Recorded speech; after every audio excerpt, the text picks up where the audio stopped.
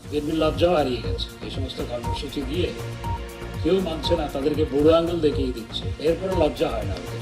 বিএনপির লজ্জাও হারিয়ে গেছে বলে মন্তব্য করে তথ্য ও সম্প্রচার ডাক্তার হাসান মাহমুদ বলেছেন, বিএনপি এখন প্রকৃত অর্থে সন্ত্রাসী সংগঠনে পরিণত হয়েছে তাদের কর্মকাণ্ডের মাধ্যমে। তাদের নেতারা সন্ত্রাসী নেতায় পরিণত হয়েছে।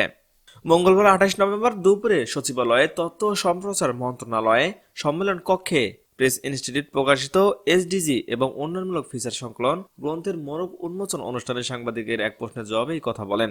তিনি বলেন, দেশের উন্নয়নে রাজনৈতিক স্থিতিশীলতা দরকার।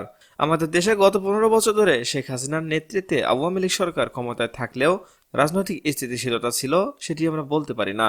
যেভাবে 13, 14, 15 সালেও জ্বালাপোড়াও করা হয়েছে, সময় সময় যেভাবে জ্বালাপোড়া করা হচ্ছে, এখন এক নাগারে যেভাবে জ্বালাপোড়া করা হচ্ছে, এগুলো দেশের স্থিতিশীলতা, রাজনৈতিক স্থিতিশীলতা সবকিছু বিনষ্ট করছে।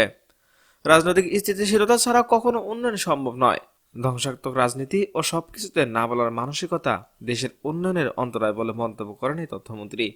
আওয়ামী লীগের এই যুগ্ম সাধারণ সম্পাদক বলেন, বিএনপির অবরোধের মাধ্যমে ঢাকার বিভিন্ন জায়গায় যানজট হচ্ছে, দুর্বলার গাড়িও চলছে।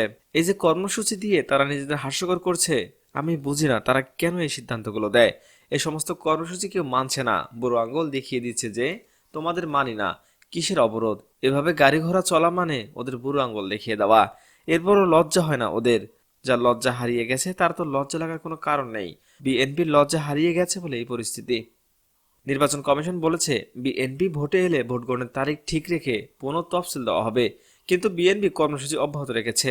এ বিষয়ে দৃষ্টি আকর্ষণ করে তথ্যমন্ত্রী বলেন, আমরা তো চাই বিএনপি নির্বাচনে অংশগ্রহণ করুক, ধ্বংসাত্মক ও অপরাজনীতি থেকে বেরিয়ে আসুক। প্রধান নির্বাচন কমিশনারের বক্তব্য আমি শুনেছি, আমি মনে করি তিনি যথার্থ বলেছেন। আশা করি বিএনপি শুভবুদ্ধির উদয় হবে।